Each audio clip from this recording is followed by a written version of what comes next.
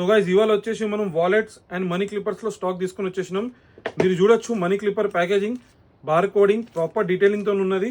Super అంటే super premium packaging ఉన్నది money క్లిప్పర్స్వి.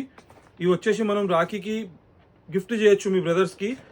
Box చూడండి, చాలా అంటే చాలా ప్రీమియం లెదర్ వాలెట్.